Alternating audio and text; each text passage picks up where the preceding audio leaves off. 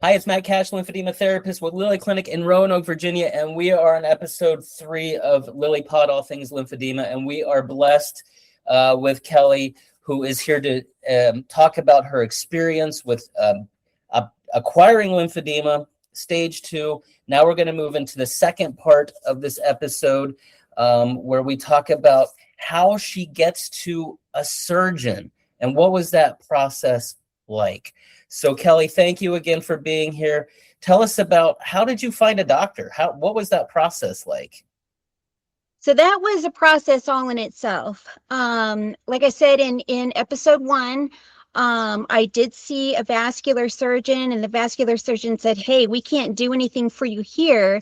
In fact, we don't even have somebody within UCLA that does anything with lymphedema."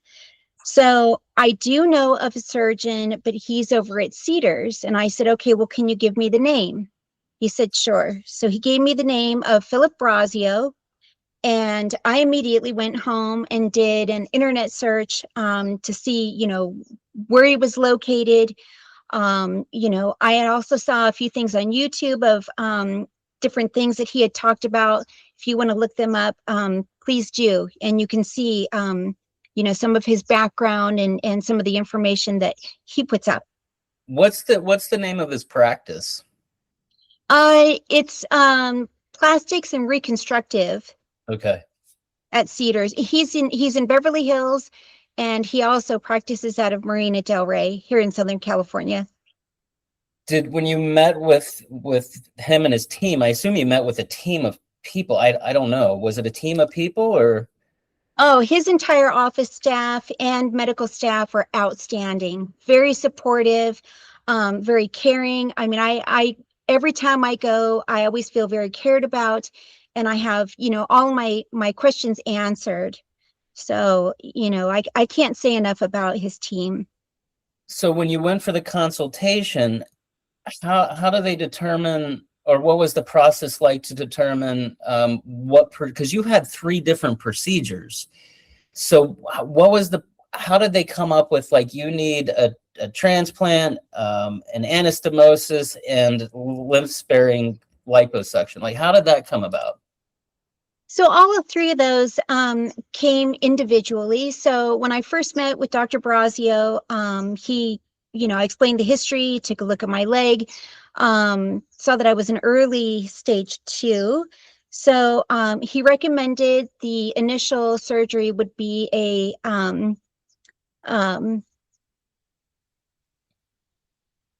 it would be a Lymphovenous bypass? Yes, lymphovenous bypass. And so he then referred me over to a vascular, just to do one more scan to see if I had any vascular reflux. And once that test came back, he said, "Okay, well, let's go ahead and move forward." So when we moved forward for surgery, he scheduled me in September. 2 months prior to that surgery, I had gotten a mosquito bite on my leg and got cellulitis. So I had no idea what was going on. I gotta interrupt. I absolutely have got to interrupt, because I think of all my patients and what I say. You've got to take care of your skin. Not saying you didn't take care of your skin, but that is exactly why. Cellulitis from a mosquito bite is the textbooks say avoid insect bites, avoid sunburns, avoid cuts, nicks, all of that stuff, because cellulitis is a big issue with lymphedema. So take care of your skin. What I tell my patients, sorry, here comes the lecture. What I tell my patients is, if you wouldn't do it to a newborn infant skin, or you would do it to a newborn infant skin, that's what you do to your skin. Don't treat it like a 10-year-old boy that skins his knee from his bicycle and tell him to get up and brush dirt in it. Treat it like a newborn skin. Sorry. Yes, exactly that. So anyway, I let the team know that I had been in a hospital and that I had had cellulitis, and because I didn't want that to affect my surgery date. So on the day of surgery, he explained that he was going to do a bypass in 3 separate sections. There was a scan that was done prior, so he could find exactly where he was going to be able to have good sites to be able to do it. Basically, what he's doing is he's looking for an area. Now, our lymph vessels are the size of a hair. So Mhm. it is micro surgery. And you And do those need to are big find, ones. yes. They're the So, big ones. Yeah. and so you need to find somebody that specializes in that.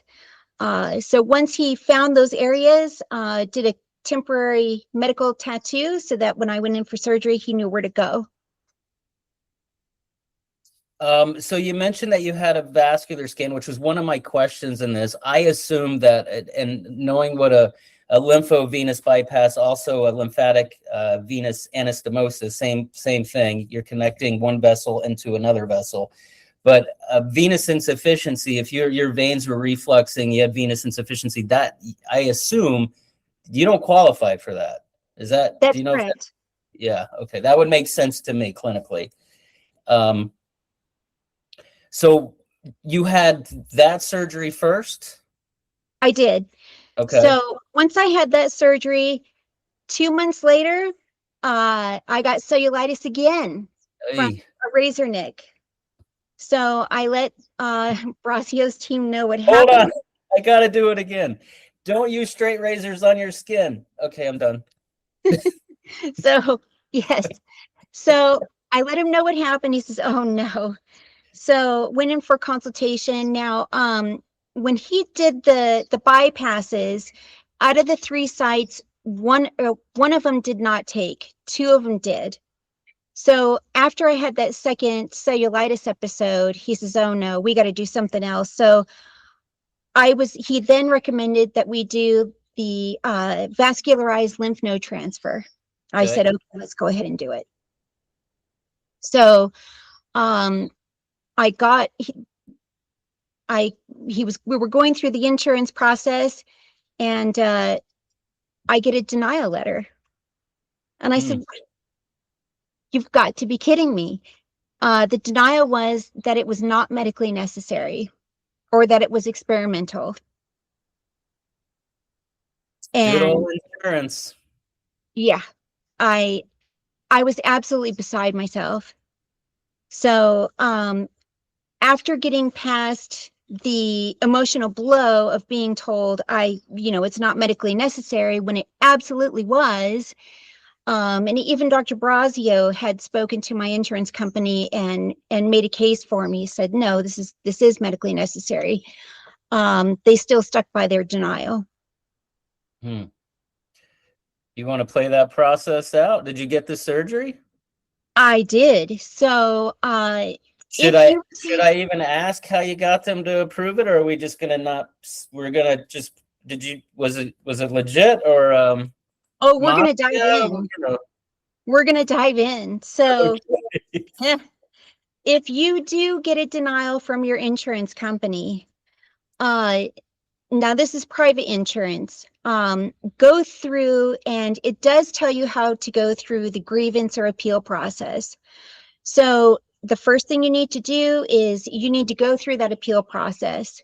If they deny it again and you have private insurance, here in the state of California, we have a place called the Department of Managed Healthcare.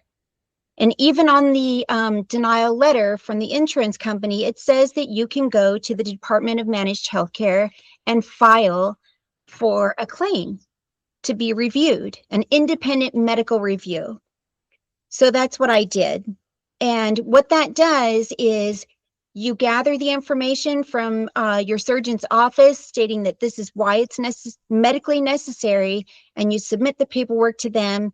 What they do is they have 3 peers, and a peer is somebody who has the same credentials as the surgeon. That's very important because when I looked at the denial letter, the 2 individuals that denied me, one was a general surgeon. General surgeons, they do things like appendix and those types of things. They know nothing about lymphedema. They know nothing about, any lymph node transfer surgeries.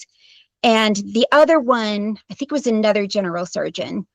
So when an independent medical review is done with the Department of Managed Healthcare, 3 surgeons, exact same credentials as Dr. Brazio, will review it And if all three agree, they overturn the denial and your insurance company has to approve and move forward. I felt like I had conquered the Titan. Yeah, that's that's the state of California that really kind of came to the rescue then. That's I know that you can go through the same grievance process, uh, but I don't know if other states have Department of Managed Healthcare. Now, I do want to say if you live in the state of California and you have Medicare or Medicaid or Medi-Cal, you cannot do a process through Department of Managed Healthcare because it's a government entity and they can't go and overturn another government entity. yeah, I've had to do some peer-to-peer reviews trying to get insurance covered for my patients with lymphedema, and that is the first question. What are your credentials? Because if you're not credentialed to do an actual peer-to-peer, then guess what? You're invalid. So that's a great way to go around it. I've heard that before. What a process. I can't imagine the emotional roller coaster. Oh, I mean, I went through absolute anguish and then I was furious. And then that all in itself drove me to, oh, heck no, I'm not taking no for an answer. So, but insurance is a tricky thing. Make sure, and it can be very, very overwhelming too. Very overwhelming. If you are overwhelmed or you cannot navigate the system, find somebody who can do that for you. Do you think like a healthcare advocate would be someone to reach out to? Yes, a healthcare advocate. If you know somebody or, take a look on the internet and also make sure that when you get information from your insurance company, read everything because it will give you some sort of guidance on what you can do for next steps. So you had that insurance issue. They finally approved it, and then you did have the transplant. Yes. So in September, I did get the vascularized lymph node transfer. And what that was going to do, hopefully for me, since I had the 2 cellulitis episodes, was it was going to help boost my immunity and also help with some of the reduction in swelling. So for me, what Dr. Brazio did is we had it takes 2 surgeons. In my case, it was a bariatric surgeon who harvested the lymph nodes from my abdomen. Okay. And then in turn, Dr. Brazio put 1 lymph node by my ankle and 1 in the back of my calf. Now, the one in the back of my calf, you can't even tell it's there. The one in my ankle, there's just not a whole lot of room there to bury it real deep. So I do have, a slight lump and that will always be there. And that's one thing that he will let you know that there is a chance that you may still see that, which I was totally fine with. I even have an ankle tattoo and he said, I'm going to have to cut into this. I really don't care. Well, he lined it up almost perfectly. Not that I even cared about it, but that was impressive all in itself. That's it. That's what a good plastic surgeon does, is they don't ruin your artwork. That's right. Right.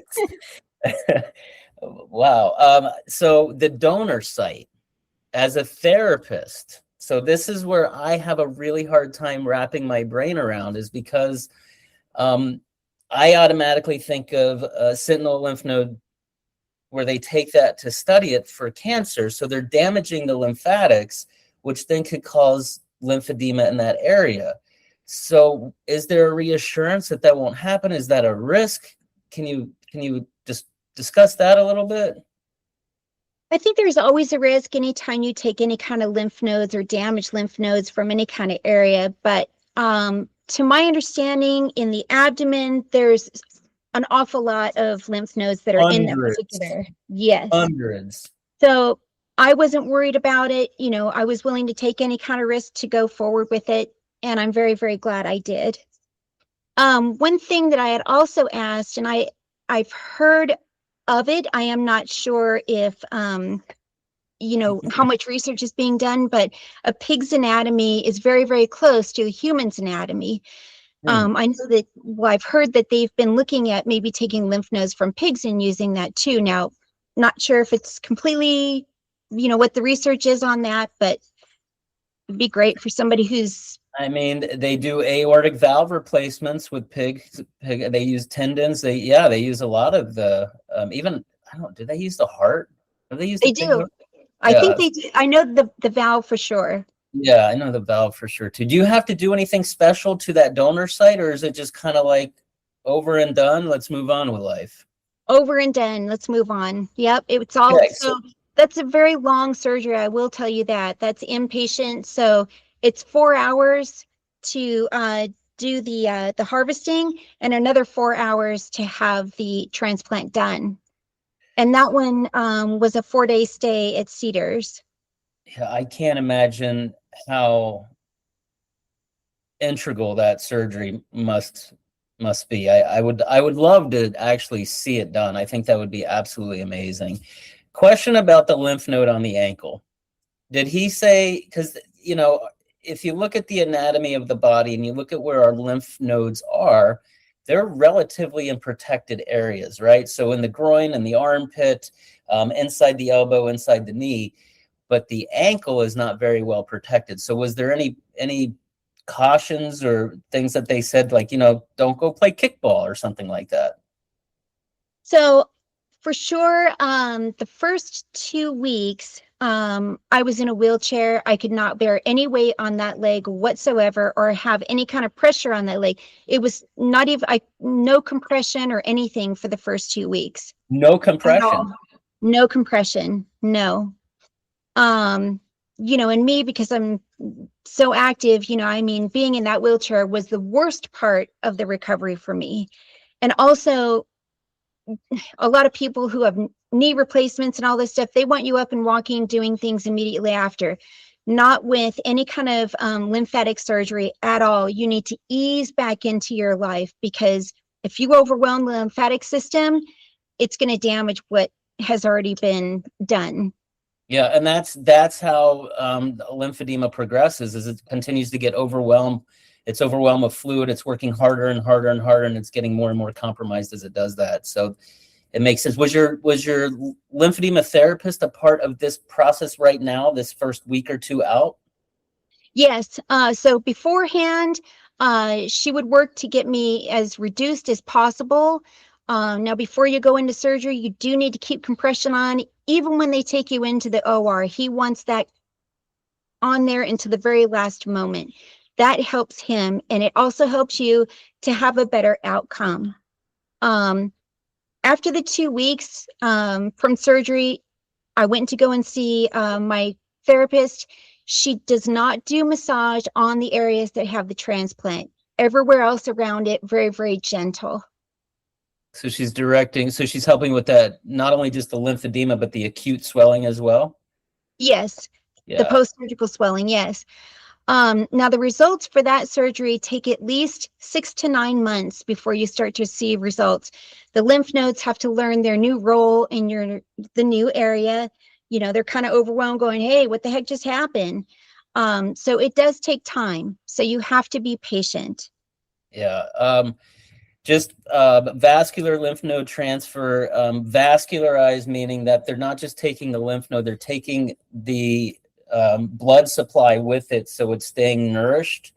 So they're not just taking one little lymph node and popping it in, they're taking basically like a complex of vessels, right? Yes, it was a flap. Yeah. I forget the exact term. I know it starts with an O. It'll come to me, but yes. So there's a lot of them that he can choose from, and he'll choose the exact size that'll fit. There's so many things that go into it. So we've talked about the lymphovenous bypass. We've talked about the lymph node transplant. And then there's number 3. And we're going to get into the results, but let's talk about everything that occurred to get to the results. Lymph-sparing liposuction, or liposuction, depending on how you want to say it. What is that? And when did that happen? And how did that come about? So I the swelling in my leg has gone down, but there were a few areas where, even with compression, even with the decongestive therapy, it just wasn't making that much of a difference. it wasn't pitting at all. So I knew that that part was not lymphedema. So I went in to go see Brazio and explained to him, hey, listen, I mean, it's not pitting here. There's, you know, even with compression, nothing's really changing. What can be done? So he says, well, do you want to try lipo, and we can see if we can get rid of the fibrotic scar tissue that's built up, not just from the lymphedema itself, but also from the 2 cellulitis infections that I had. So I said, yes, let's go ahead and do it. So that was 3 weeks ago that I had that done. I'm still post-op 3 weeks early. But yes, I'm already seeing good results from it. I can't leave compression whatsoever for the first 6 weeks. This one is not as restrictive as far as, you know, activity and stuff. You do need to move around. You don't want anything, you know, forming more scar tissue than what's already there. The only thing that you need to keep in mind is that you absolutely cannot leave compression for the first 6 weeks, except to shower. That's it. You can't leave the compression, so you must stay compressed. That's right. This is fascinating. Honest to God, this is awesome because you know, hopefully this becomes more and more available to people. Obviously, there's not a lot of surgeons out there that are doing this, but hopefully that becomes more. How did you before all of these surgeries? How did you physically prepare yourself? Did you have to prepare? Like, what was there a process before the knife, other than getting everything approved? You do need to just keep yourself in good health as far as, like, you know, make sure that you're eating healthy, make sure that you're, you know, staying active, you know, within your own capabilities. And the other thing is that you need to be mentally prepared. Mentally prepared being, okay, well, this may or may not work.